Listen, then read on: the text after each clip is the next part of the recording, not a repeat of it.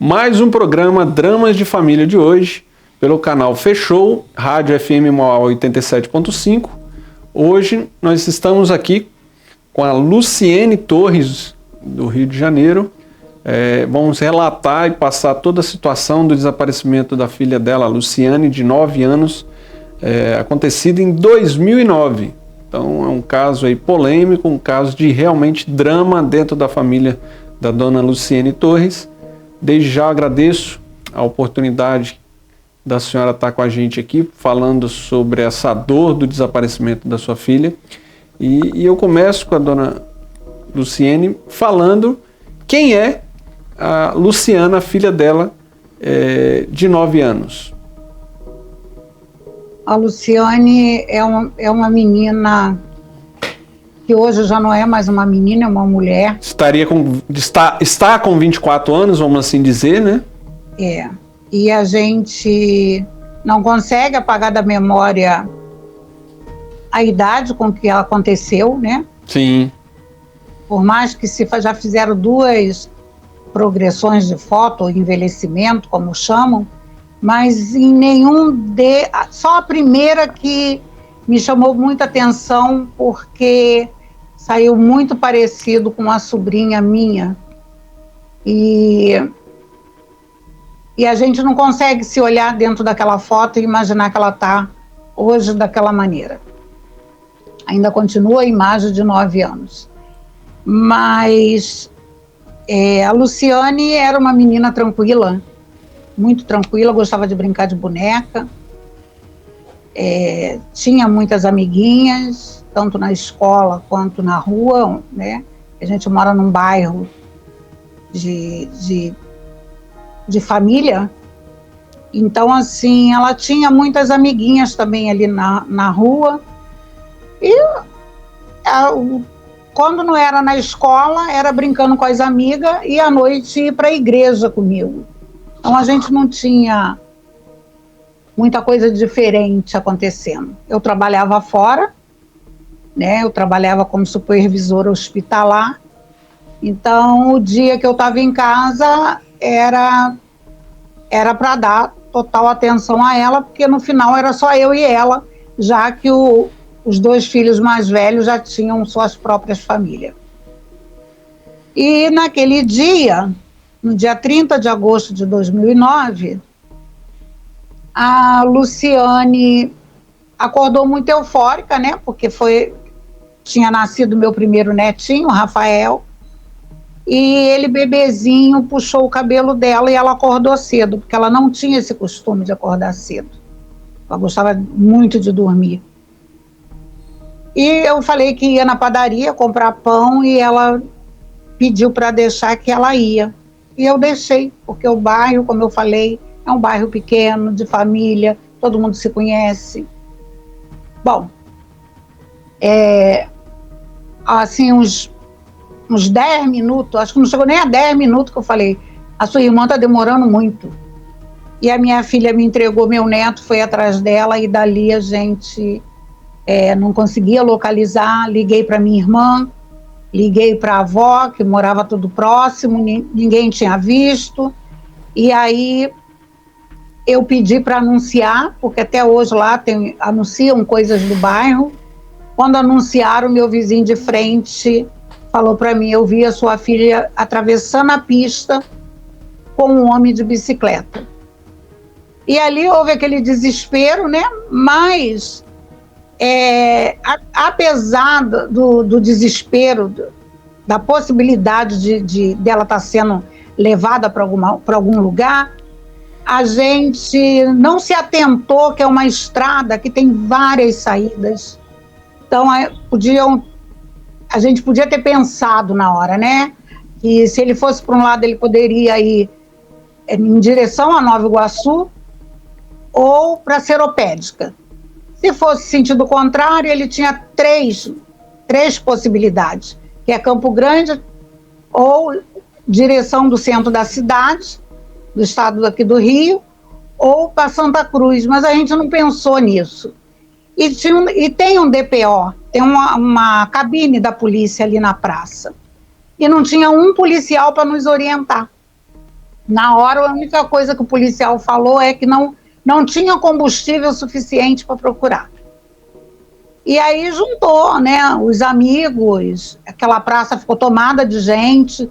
Eu nem sabia que a minha filha e a minha família era tão amada, mas aquela praça ficou muito cheia e todo mundo começou a procurar, até que chegou, não sei exatamente como chegou ao conhecimento que ele estava num bairro próximo. Ele, que a senhora fala, era o suspeito de ter atravessado com a filha da senhora a pista de bicicleta. Aí, quando chegou essa notícia, foram justamente para esse bairro ao lado, se chama... Deixa eu só começar a pontuar alguma situação aqui para quem está nos assistindo pelo canal Dramas de Família e pela FM Mauá 87.5, nós estamos ao vivo, tá? Para todos aqueles que estão nos ouvindo, esse indivíduo suspeito era conhecido da família da senhora e da filha da senhora ou não? Não. Não. Não. A gente descobriu depois que ele era até um andarilho, né? Então, assim... E aí, quando chegou a noitinha, foi que falaram que viram ele num bairro ao lado, chamado Serrinha, em Campo Grande. E aí, foi todo mundo lá para Serrinha. E como o nome já diz, além de ser uma serra, tem uma mata, sabe, maravilhosa. E ali ficou aquela coisa de entrar naquela mata. Eu lembro que eu cedi o corpo de bombeiro, o uniforme dela, o tênis dela de escola, tudo que eu tinha dela eu coloquei à disposição. Graças a Deus os cães não encontraram nada. Então o corpo de bombeiro, quando desceu, me chamou, alguém lá do corpo de bombeiro me chamou e falou: mãe, olha, a possibilidade dela estar viva é muito grande, porque quando para pegar, fazer alguma maldade, eles descartam o corpo em qualquer lugar.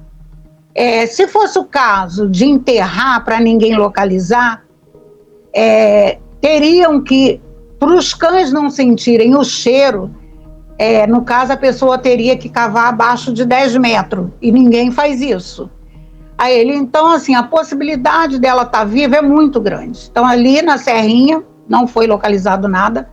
Só que a Serrinha também tem uma trilha que sai em direção a Nova Iguaçu, né? Mas esse percurso não foi feito. Então, assim, passou todo domingo. Na segunda-feira, e nisso já tinham feito um retrato falado dele. A gente conseguiu fazer um retrato, nem sei quem fez o retrato falado, mas fizeram um retrato falado dele. Na segunda-feira, esse homem passa no mesmo lugar. Como se nada tivesse acontecido. Isso. Um amigo do meu filho foi que desconfiou e lembrou também do retrato falado. E aí, quando esse homem percebeu que ele estava sendo seguido... Vigiado, né? Isso, aí ele tentou uma reação e acabou indo preso.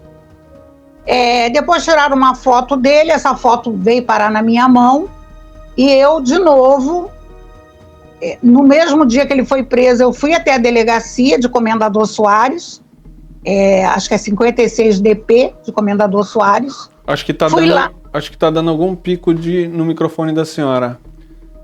Aí o que eu faço? Não, vamos lá, continua, melhorou. Aí eu peguei, fui até a delegacia para falar com ele, e o delegado não deixou que isso acontecesse. Segundo o delegado, ele tinha que preservar a vida desse homem. E aí eu, de posse do retrato dele, fui atrás de testemunhas. E aí fiz todo o percurso de novo e consegui encontrar 4 pessoas, 4 testemunhas. Que viram ele com a sua filha? Com ela. E o testemunho era o mesmo. Aliás, dos 2 primeiros, não. Eram meninas que estudavam com ela na mesma escola, que ela viu e ela só acenou. não pediu socorro, não falou nada, só acenou. Os outros dois não, os outros dois, o testemunho era que ela estava chorando muito na bicicleta e ele secava o rosto dela e dizia: papai está te levando para casa. E ela dizia... Desculpa. Não, fica tranquilo. Essa situação de que as testemunhas narraram que ela estava na bicicleta, possivelmente, então, para quem está nos assistindo e nos ouvindo pela FM Mauá 87.5, ela estaria, então, sentada no quadro da bicicleta, à frente dele, né? Não estaria sentada naquele bagageiro atrás da bicicleta. Sim, sim. E aí disse que ela quando via algumas pessoas diferentes, e eu acho que aí que ela viu que estava correndo algum tipo de perigo, quando ela saiu dali, porque o mundo dela era onde a gente morava, é ali no quilômetro 32. Sim. Gente, ali tem tudo perto, então assim, quando ela viu que ele estava tirando ela dali, que eu acho que a ficha caiu. Da área ela, de né? segurança dela, da área que ela conhecia, da área que ela sabia, sim, que ali sim, ela estaria seguro. E aí, quando as duas últimas pessoas que viram ela, disse que ele secava o rosto dela e dizia para ela que papai está te levando para casa.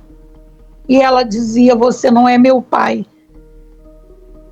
E ninguém parou esse homem. Mas isso, mãe, isso ela na bicicleta e ele empurrando a bicicleta ou ele pedalando? Não, ele empurrando a bicicleta. Ah, tá, porque seria, né... estivesse pedalando, aí, não teria como a pessoa ter essa convicção de que ele estava tendo essa conversa com ela, né? Sim. E aí eu consegui essas testemunhas, a última até, passado uns 15 dias, porque foi uma tortura tudo isso, eu indo ali todos os dias até ver se eu achava mais alguma coisa. E aí uma senhora falou para mim que viu ele subindo com ela na bicicleta, só que quando ele desceu sem ela e sem a bicicleta. E eu levava isso ao delegado da época. E o delegado simplesmente mandava eu voltar, achar onde ele guardou a bicicleta, que ele achava a minha filha. Entendi. E aí, assim, começou... Depois eu soube de duas fábricas que tinha a filmagem. Eu fui nessa fábrica, expliquei o que aconteceu, aí falaram que só podiam me entregar se fosse o delegado que fosse buscar ou com algum pedido, né, do juiz. E aí eu levei isso para o delegado e o delegado disse para mim que foi sim na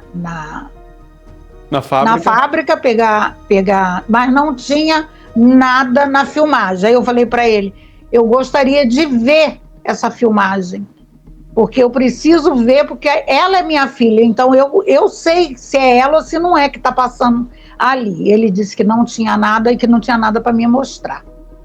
Bom, e aí depois disso a gente teve uma acariação, não sei exatamente se é essa palavra, através do vidro. Sim. Né? E ali eu reconheci, depois as 4 testemunhas também foram chamadas, também reconheceram ele. Nesse tempo que ele teve aquela discussão, aquela briga com... Ele foi preso, mas não Sim. pelo desaparecimento da sua filha, ele foi preso pela discussão ali. Só foi saber disso lá na frente, Sim. porque até então, aí eu perguntei ao delegado, depois nós tivemos uma audiência com a juíza. Sim. E a juíza mais defendia o homem do que me apoiava.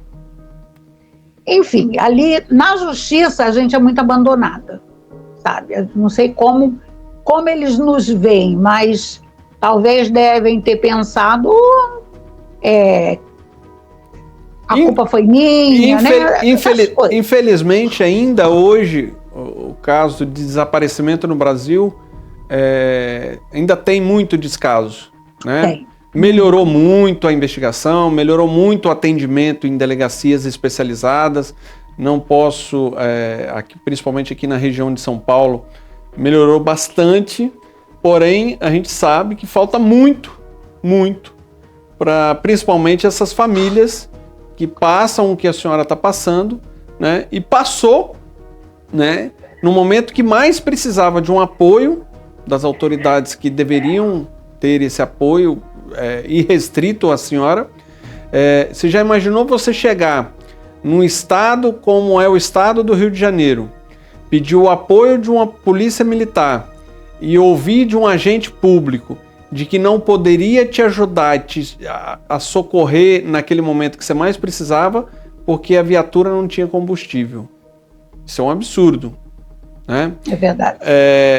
Um absurdo maior da senhora levar a informação à autoridade competente de que viram um rapaz desconhecido da família e do meio familiar da sua filha, com ela numa bicicleta, em direção a um local, e logo em seguida ele retornando sem a sua filha. Sem a bicicleta. E ouvir dessa autoridade competente que a senhora vá até o local e apresente onde está essa bicicleta, mostre onde está essa bicicleta, que aí ele vai tomar providência. Quer dizer, são fatos lamentáveis como esse que nos entristecem como pessoa e como profissional da área que a gente atua. Porque nós estamos falando de uma criança de 9 anos de idade que estava na iminência de acontecer tudo de pior que poderia se pensar de acontecer com a criança, e as duas oportunidades que a senhora precisou naquele momento de urgência das autoridades competentes, a senhora teve uma como resposta de que não tinha combustível para a viatura e outra que a senhora fosse buscar onde estava a bicicleta, que aí sim ia tomar providência. É lamentável, né? E isso pode ter sido crucial para que provas e situações se perderam, né, mãe? É verdade. É verdade. Aí depois disso, e aí o homem ficou preso. Eu estava sempre indo na delegacia para saber como é que estava tudo parado. Toda vez que eu chegava me perguntavam se eu tinha alguma novidade. A senhora ia para ter a novidade e era questionada o que a senhora tinha. E aí eu lembro até que eu falei isso. Eu falei assim, não, eu é que vim aqui saber se avançou alguma coisa. Aí, olha, mãe, não avançou em nada e o homem está preso por outro motivo, não é pelo caso da sua filha, não. Porque provas concretas sobre a sua filha, a senhora não nos trouxe nada. Então ficou na obrigação da senhora levar a prova para a polícia para que ela fizesse o trabalho dela no momento. Sim. Aí eu falei assim, então por que ele ainda está preso? Aí foi a hora que falaram para mim que não podiam me falar, que corria sob segredo de justiça. Tá. Quase um ano depois, eu soube através de uma jornalista que ele havia sido solto. Ela me ligou e falou, Luciene, o homem que levou a sua filha foi solto. Aí no dia seguinte eu fui no Ministério Público de Nova Iguaçu para saber exatamente o que estava acontecendo. E aí um funcionário do Ministério Público, muito atencioso, folheou todo o inquérito e aí veio minha surpresa. Tinha a foto de um homem negro, que eu não sei quem é, e aí eu perguntei a ele, quem é esse homem? E aí ele falou assim, não é o homem que levou a sua filha? Eu falei, não. Aí eu falei, o homem que levou a minha filha é branco de olho azul, e esse é negro. E não tem uma foto do homem que levou a minha filha. E o rapaz foi e falou para mim, olha, o delegado encerrou o inquérito, dizendo que as testemunhas confundiram um com o outro. Aí eu falei assim, como confundiram? Se eu estou falando para você que o homem que levou a minha filha é branco de olho azul. E esse homem é negro. Como é que a gente vai confundir isso, gente? É impossível, né? Aí ele foi e falou assim, se a senhora não está satisfeita com o final do inquérito, a senhora tem todo o direito de pedir para que continue essa investigação. A senhora vai naquela sala ali e fala que a senhora quer que reabra um caso e assim eu fiz. E aí vem de novo. Olha, mãe, a gente pode até reabrir o caso, mas a senhora tem que trazer novas pistas. Como que é o sentimento de uma mãe com a filha de 9 anos desaparecida, com informações de 4 pessoas que a senhora não tinha conhecimento dessas 4 pessoas, que traz a informação para a família e para a polícia de que um indivíduo, literalmente branco, de olho azul, pegou a sua filha numa bicicleta, ouviram ele falar frases para sua filha, ele vai para um local com a bicicleta e sua filha, volta sem a bicicleta e sua filha, é preso por um outro motivo que não te apresentaram qual era a situação, posteriormente é solto e aparece no inquérito de investigação da sua filha um homem negro de que ninguém nunca citou, ninguém nunca levou essa informação, e aí o inquérito é arquivado sem provas,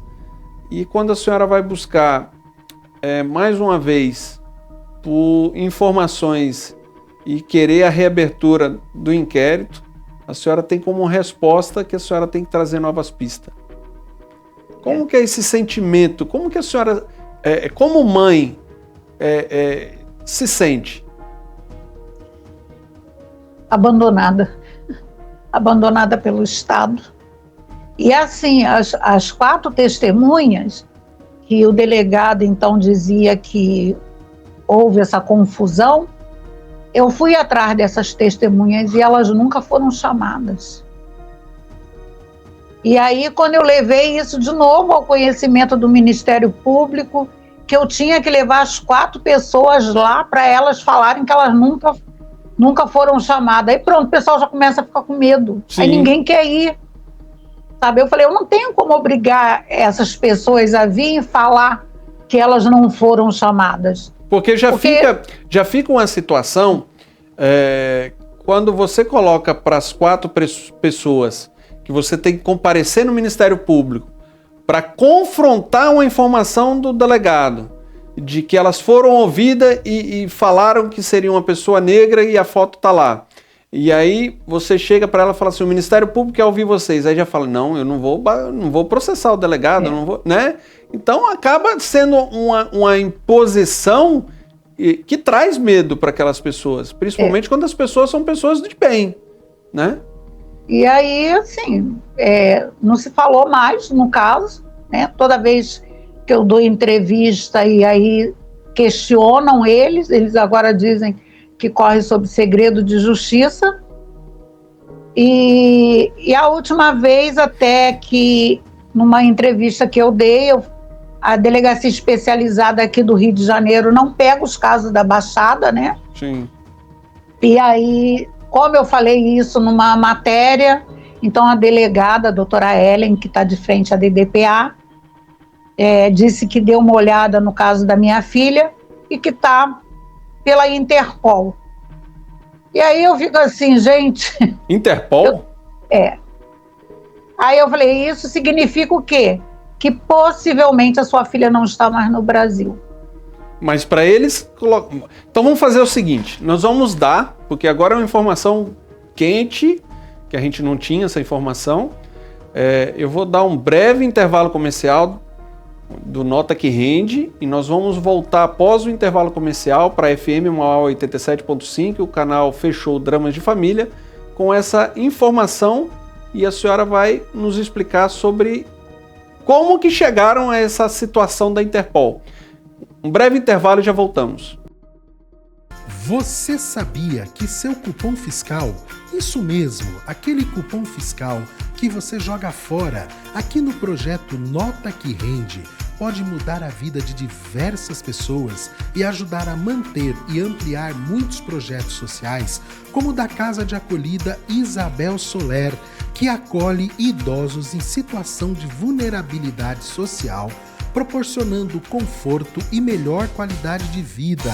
A Casa de Acolhida Isabel Soler atua no acolhimento daqueles idosos que sofrem violência física, psicológica e até financeira.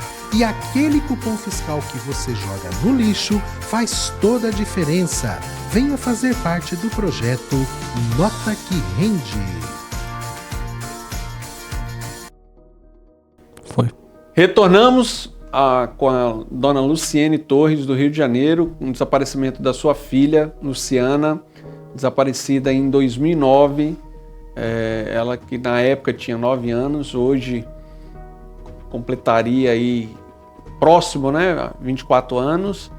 E uma situação que veio à tona agora, que quando a senhora foi pela última vez buscar informação junto à Delegacia Especializada Desaparecimento de Crianças e Adolescentes, a delegada lhe passou a informação que o caso estava com a Interpol. Passaram o porquê? Não, corre sob segredo de justiça. Mas segredo de justiça para a família? É. Então, quer dizer, a família não tem o respeito das autoridades de saber o que está acontecendo na investigação da própria filha? Não, não tem. A senhora buscou essa informação também no Ministério Público? Fui e corre sob segredo de justiça. Mas confirmaram essa situação da Interpol também no Ministério Público? Não, só não falaram da Interpol, mas falou, nós continuamos investigando. Eu sei que para a senhora é muito doloroso e talvez a senhora ache que a gente não está fazendo nada, mas a gente continua com as investigações, sim. E assim que a gente tiver alguma coisa, a gente chama a senhora. Mas nisso já tem 14 anos, já beirando os 15, né? É muito tempo, né? Para ficar esperando em casa, sentado, que alguém mande aí uma correspondência, uma viatura, um telegrama, um telefonema para a senhora ir lá e eles falarem, ó, a situação da filha da senhora é essa, essa, essa. Eu acho que o mínimo, né, de respeito que tem que ter perante um familiar desaparecido é uma reunião com a família, né, e falar, ó, nós temos pista ou não temos pista, nós temos suspeito ou não temos suspeito, a investigação está a cargo da Interpol por causa desse motivo, só que a gente não pode se aprofundar mais de quem é o suspeito, se existe ou não essa situação de... Porque para estar para a Interpol cria expectativa de que sua filha saiu do país. É. E aí nós estamos falando de um andarilho que teve com a sua filha de bicicleta e posterior a isso, o que aconteceu?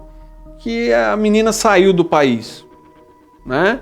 Então, são praticamente 15 anos sem resposta, 15 anos sem uma reunião com a família, e isso o Estado ele deve para os familiares desaparecidos. O que está acontecendo na investigação, a senhora tem que ter a convicção de que realmente está sendo investigado ou foi investigado, né?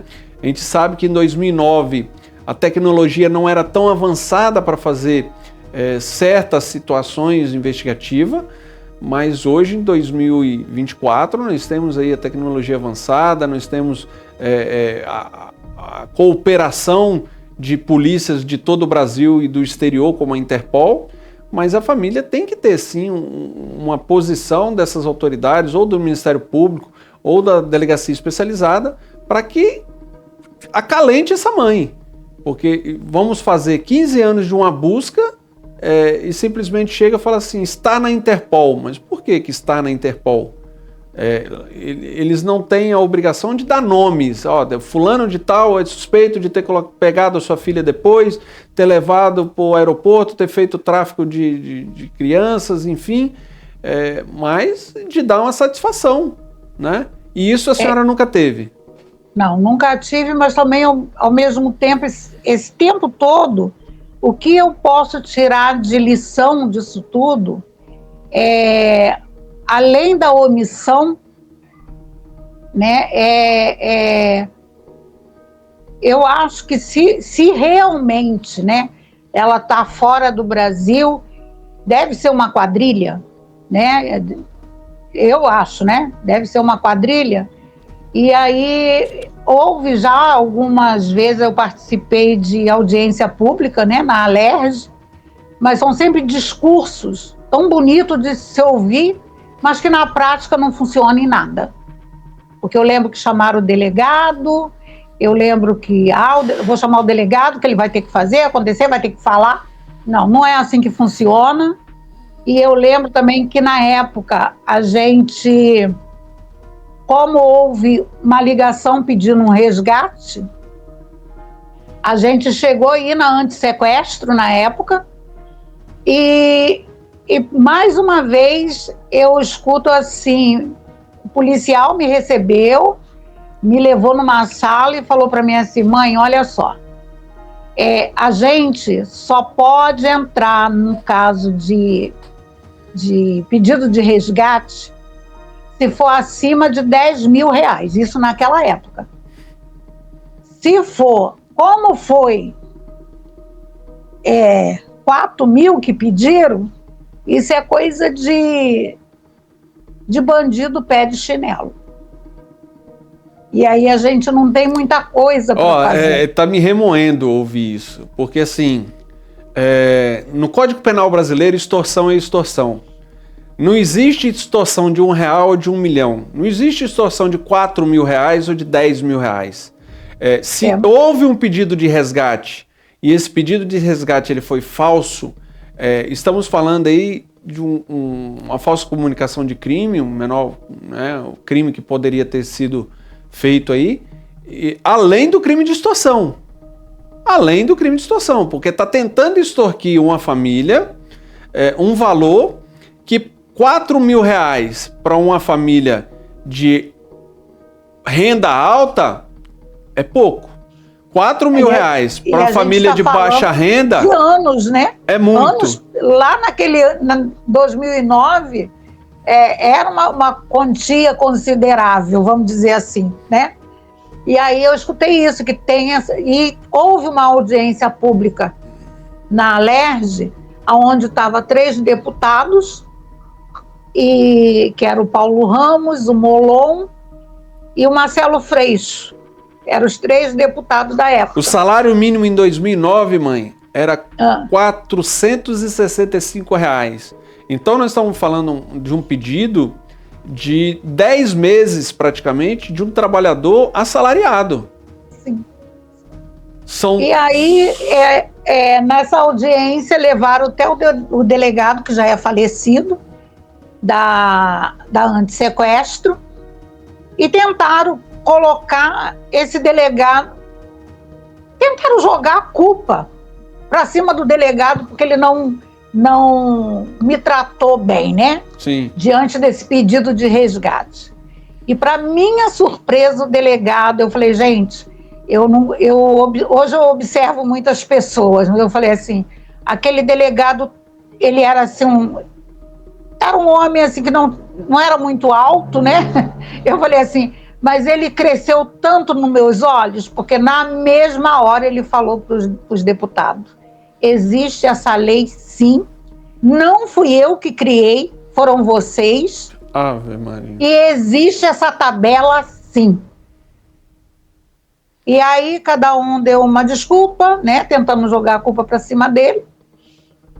Anos depois eu encontrei com esse delegado num evento, e aí eu fui lá falar com ele, fiz ele lembrar do caso, e ele falou assim, eu falei aquilo com a minha consciência tranquila, porque existe essa tabela, mãe, infelizmente.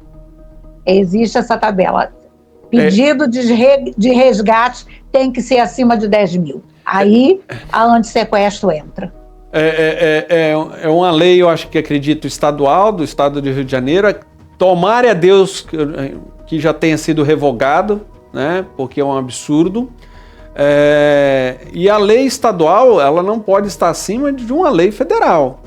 Ela não pode estar acima do Código Penal brasileiro. Ela não pode estar acima de uma lei que rege a disciplina penal. Então, assim, deveria ter sido já, quando foi aprovado, as associações de delegados, Ministério Público, ter entrado com ação de constitucionalidade na época dessa lei e nem ter dado seguimento a ela, porque isso é um absurdo. É um absurdo, né? Lamentavelmente, foi se perdendo provas com isso tudo que a senhora está me falando. Verdade. Né? Verdade. Eu até digo agora, quando a gente perde um filho, a gente tem que... Eu aconselho a todos que nunca tiveram um filho raptado, né? Nunca passaram por essa dor toda, entrem num curso de detetive, porque se um dia acontecer, é você que vai ter que investigar.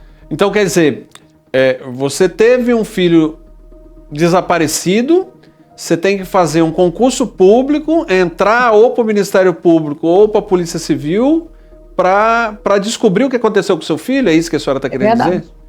É desse jeito. É assim que a senhora se sente? É assim que eu me sinto. E aí, assim, a delegacia especializada não pega os casos da Baixada. Minha filha sumiu na Baixada. A Baixada é o lugar que mais desaparece pessoas. E a gente não tem uma especializada na Baixada. Então, assim, sabe, brincam, levam tudo muito devagar. Quando se fala em desaparecimento, ninguém dá muita confiança, só lembram da gente em época de eleição. Aí todo mundo é solidário com a dor, sabe? Aquilo tudo que a gente sabe que é tudo mentira. Tudo mentira.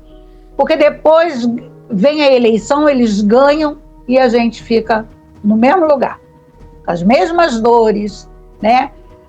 Então, assim, 10 anos depois, nesses 10 anos, nesses 10 primeiros anos, eu comecei a tentar me encontrar com outras famílias, para ver se era só eu que estava abandonada ou se tinha mais famílias, né? E eu levei um susto, porque eu posso dizer que são todas. É muito raro quando alguém tem algum atendimento, alguma atenção. Todas elas repetem a mesma história, de entrar na delegacia, é a mesma coisa, é o mesmo roteiro, sabe? E aí eu peguei e falei, gente, eu preciso fazer alguma coisa, porque eu vi mãe. Eu, na verdade, assim, no início, a gente tem aquela... Eu acho que toda mãe passa por isso. A minha filha mais velha vinha, mãe, vem almoçar, e eu dizia, eu não quero comer, porque eu não sei se a sua irmã está comendo. Mãe, bebe pelo menos um suco, eu não quero, porque eu não sei se a sua irmã está bebendo. E aquela coisa, né? A gente fica... E eu comecei a querer ficar só na cama e tomando remédio para dormir. Eu dizia assim, eu vou tomar remédio para dormir, quando eu acordar, a história já mudou. E nessa expectativa da história mudar e de uma resposta, já se vão 15 anos. Já se vão praticamente aí 4 ciclos de eleições, né? Entra político, sai político, entra deputado, sai deputado, entra chefes de polícia, secretários de segurança pública, secretários de direitos humanos, e 15 anos chegando e nenhuma resposta até hoje. Nenhuma. Sequer. Não, só criam lei. Sequer. Né? Criam lei. Sequer a resposta de sentar com a senhora, olhar nos olhos de uma mãe e falar: mãe, o inquérito está nessa situação pelo fato disso. Não tem esse carinho e essa atenção, né? Não tem. E aí, assim, eu lembro que entrou uma mãe que encontrou a filha dela em óbito, a Helena. A Helena tinha enterrado a filhinha dela 2 dias depois que a minha filha sumiu. E a Helena entrou dentro da minha casa, sentou na beira da minha cama e falou para mim: olha, eu entendo o que você está passando, mas você tem uma filha que você não sabe onde está, e pela sua filha, você não tem o direito sequer de ficar deprimida. E aí eu lembro que eu levantei... Isso, palavra de uma mãe que tinha acabado de enterrar a filha. Isso. E assim, hoje eu falo para ela assim: você virou a menina dos meus olhos, porque foram palavras duras, sim, né?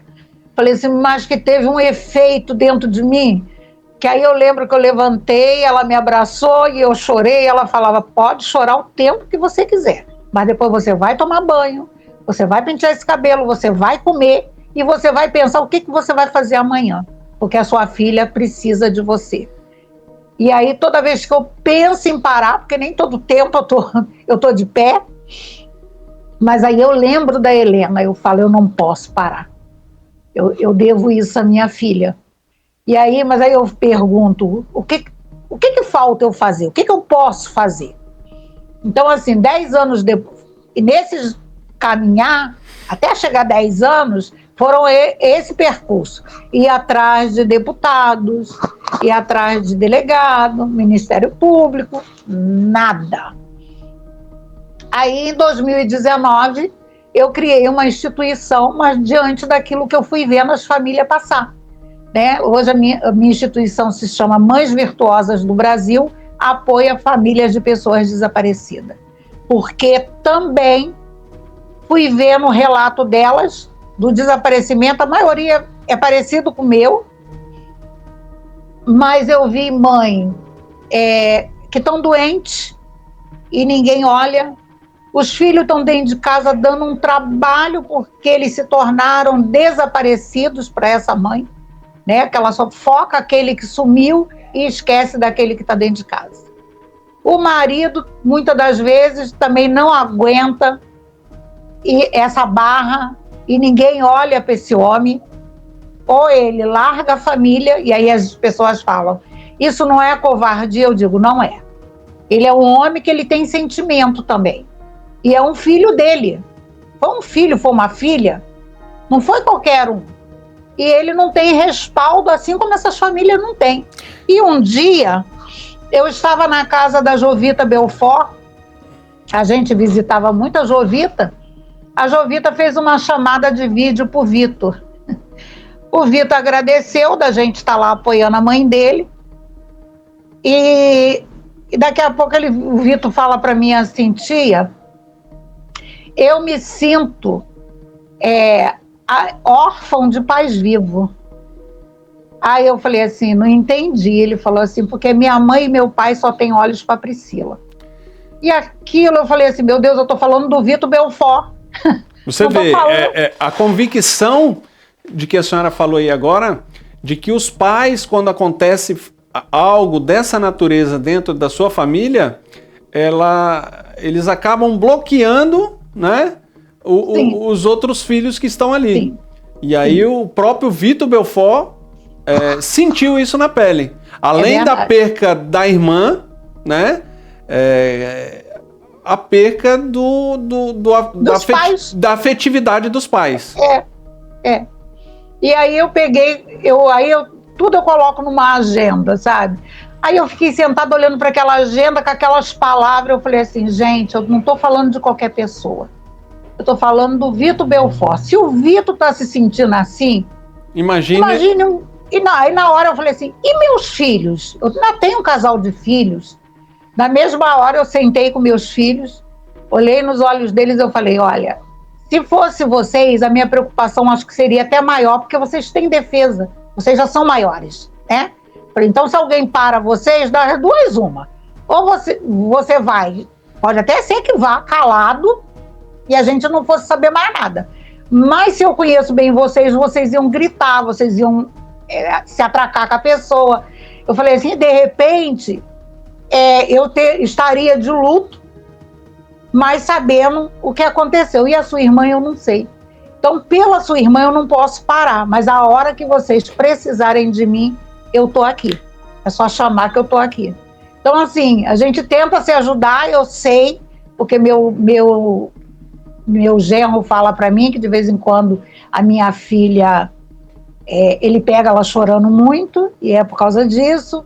O meu filho, um vizinho nosso que foi criado junto com eles lá, contam que jogam futebol, daqui a pouco, quando estão lá tomando a cervejinha deles, que ele cai no choro, e é por causa da irmã. Mas aí eles... e aí, o que eu fui aprendendo com isso? Hoje, quando vem uma mãe e fala assim, eu tenho uma mãe hoje de Niterói, Aí ela falou para mim assim esses dias, eu olhei o Facebook dos meus 2 filhos, mas me deu uma raiva. Falei, o que houve? Não tem uma foto do irmão desaparecido. Eles nem ligam que o Nicolas sumiu. Aí eu falei para ela assim, não faça isso com seus filhos. Eles estão sentindo a mesma dor. O problema é, eles não querem que você perceba que eles estão sofrendo também. Então, assim, fica um se escondendo do outro, e aí foi a hora que eu me perguntei, e quem é que olha para isso? E hoje, a senhora, como ONG, como criadora aí da ONG Mães Virtuosas, além de ser mãe de uma pessoa desaparecida, de uma criança que hoje já é adulta, com 24 anos de idade, vamos assim, porque nós nunca vamos falar aqui no passado, porque até que se prove o contrário, sua filha está viva, está por aí, e verdade. A gente tem a esperança de um dia esse encontro acontecer, né? Então essa esperança ela não pode acabar. E a senhora, como ONG, vê isso, o sofrimento de outras mães. E o descaso, a questão familiar, a questão de bater portas e receber vários nãos, né? Sim. E aí eu escuto as mesmas histórias, né? Mas aí, graças a Deus, eu procuro tentar trazer elas para um outro caminho, né? Que não seja, além da tristeza, do descaso, do poder público. E aí eu falo para elas, a gente tem que se unir, porque eles criam lei, né? Hoje a gente tem a lei... Henri Borel? A lei da busca... Não, a lei da busca imediata. A lei da busca imediata, para as mães, foram assim... agora a gente tem a lei da busca imediata. Mas a lei da busca imediata nada mais é do que você chegar na delegacia, fazer o BO, e o delegado distribuir, né, entre aeroporto e tal. Mas aí fica a pergunta, isso acontece? Porque a gente não tem nem estatística de que alguém foi localizado dessa maneira. Eu posso falar, mãe, Sim. Eu atuei pessoalmente num caso, numa investigação de uma família aqui de São Paulo, de um empresário com 5 estabelecimentos comerciais, saiu para ir no banco fazer uma retirada de valor e desapareceu, né? E fizeram boletim de ocorrência, passou em redes nacionais de televisão, e aí a família me procurou, né, para fazer essa parte de investigação privada, e aí eu me interessei pelo caso e comecei a fazer essa investigação particular do desaparecimento desse empresário. Ele com boletim de ocorrência desaparecido, ofícios, né, encaminhados de praxe para todos os órgãos que deveriam ser encaminhados, eu consegui localizar essa pessoa no estado do Espírito Santo, em Guarapari, a 1.100 quilômetros de São Paulo. Primeiro eu consegui descobrir um telefone que ele estaria usando, depois consegui a localização desse telefone, peguei um avião, fui até a região de Guarapari, que eu conheço bem, eu sou do estado do Espírito Santo, e fiquei lá por praticamente 4 dias. E no 4º dia de localização, de investigação lá, consegui chegar numa farmácia onde ele chegou a comprar um medicamento, porque ele fazia uso de medicamento contínuo, de pressão, e através dessa farmácia eu consegui chegar onde ele morava, onde ele estava morando. E foi uma cena assim, muito marcante, porque a pessoa já tinha emagrecido mais de 10 quilos, já estava praticamente se entregando à depressão, enfim. E aí fiz a abordagem, entrei em vídeo com a família para acalmar a família e também mostrar para ele que a família estava ali para apoiar ele. E, resumindo, coloquei ele no meu carro, que eu estava alugado lá, fomos até o aeroporto, compramos a passagem de volta de Espírito Santo para São Paulo e ele simplesmente, com um boletim de ocorrência de desaparecido, comprou a passagem dele, embarcamos no aeroporto, viemos para São Paulo, sem ninguém perguntar, vem cá, você está constando aqui no sistema do aeroporto que você está desaparecido e está comprando uma passagem? Então, assim, a senhora falou muito bem, muitas leis, muitas teorias, muito papel, né? Nós temos a Lei Maria da Penha que veio para ajudar, ajudem muito, né? Mas falta muito ainda. Nós temos a lei da busca imediata, que tem lá os procedimentos do PID, né? Processo investigativo desaparecido, como que deve ser o roteiro, o que deve ser feito nas primeiras horas do boletim de ocorrência, quais são as providências que devem ser tomadas, e a gente vê que Brasil afora não é respeitado, não são tomadas. Eu já tive casos aqui de buscar uma jovem de 14 anos numa comunidade desaparecida e chegar na delegacia para fazer o boletim de encontro e ainda ser afrontado, né? Falar, mas isso é serviço de polícia, você está fazendo por quê? Né? Então, assim, é lamentável que a situação de desaparecido no Brasil ainda seja tratada dessa forma. É verdade. E o número não cai, né? Ele só aumenta. Só aumenta. Nós fizemos um caso aqui de desaparecimento de 30 anos. De que a pergunta que eu fiz com a mãe, qual a última vez que a senhora foi chamada na delegacia? Ela falou assim, eu nunca fui chamada na delegacia. Aí. Todas as vezes que eu fui na delegacia, eu fui por minha livre e espontânea vontade. E sempre a mesma resposta, não temos nada, a senhora tem algo de novo? Então, assim, é lamentável, né? A gente luta, né? Como a senhora luta, como as outras mães lutam, como nós do programa Dramas de Família, FM Mauá 87.5, que abraçou essa causa junto com a gente, luta para que a gente consiga, de alguma forma, com uma sementinha, plantar o crescimento intelectual, o crescimento de respeito para com essas mães, esses pais, esses parentes que têm um ente desaparecido e que não tem resposta. Né? Eu até peço às vezes, quando nós vamos inaugurar muito CRAS, vamos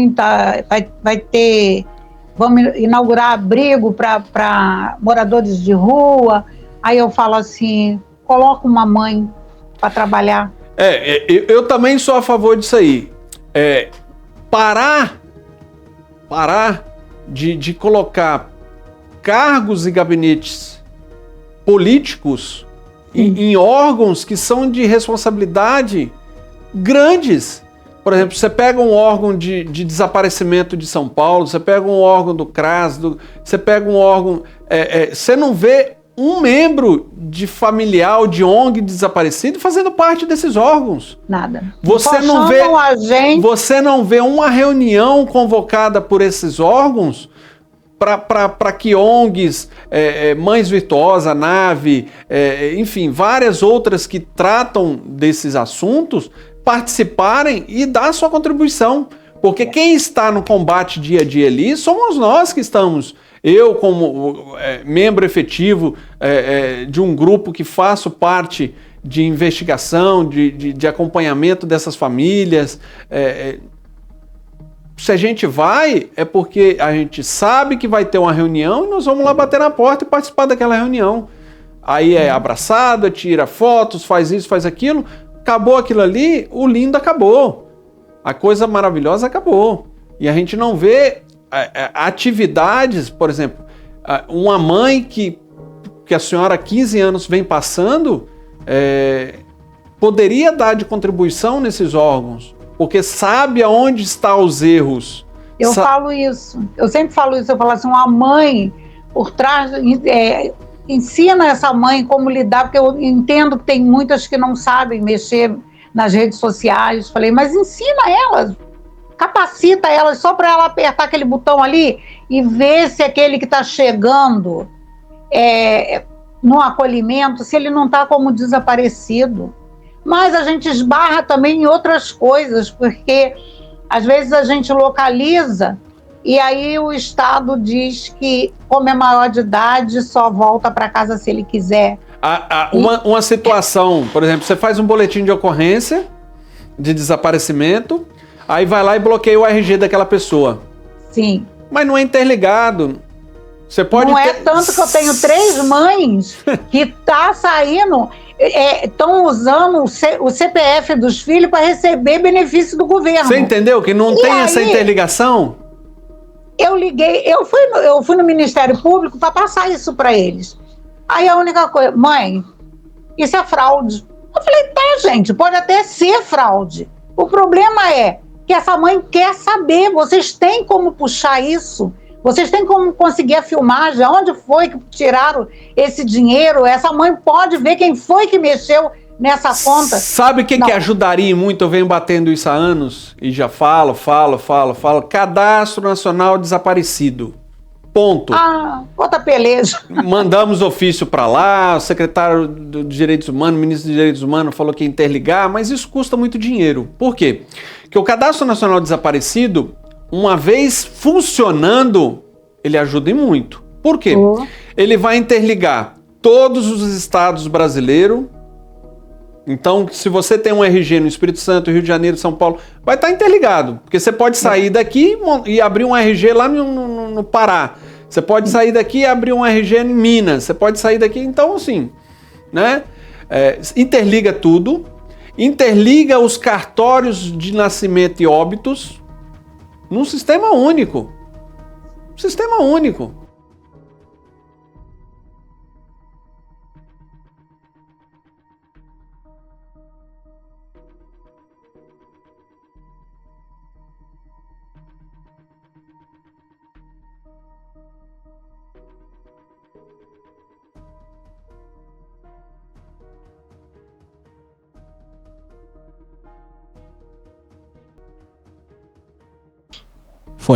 Pode continuar. Então, esse Cadastro Nacional Desaparecido, interligando todos os estados brasileiros e interligando os cartórios de nascimento, de óbito, aeroporto, sistema de aeroporto, Polícia Federal, Polícia Rodoviária Federal, Secretaria de Educação, Secretaria Nacional de Educação, vamos colocar nem Secretaria, Ministério da Educação e Cultura. Sim. Com o cadastro de todos os estudantes que estão... Quando a minha filha sumiu, a escola lá na Baixada é muito precária, né? E aí eu fui na Secretaria de Educação porque... Quando a senhora fala Baixada Fluminense, Santa Cruz, sim, essa região aí? Não. Santa Cruz não. Nova Iguaçu. Nova Iguaçu, Baixada Fluminense. Baixada, Tá. E aí eu fui lá porque, como ela já estava desaparecida, mas a vaga dela na escola ainda permanecia. E aí a minha sobrinha tinha acabado de se mudar para perto lá da nossa casa. Eu falei assim, bom, eu vou pedir para essa vaga, então, da Luciane passar para outra pessoa. Para minha sobrinha, né? Aí fui na Secretaria de Educação. Aí cheguei e falei assim, eu vim aqui da Baixa, na matrícula da minha filha. O rapaz nem olhou para minha cara, só falou assim, qual o nome dela? Foi lá, preenche lá no computador. Qual o nome da escola? Falei, foi lá. Toma, mãe.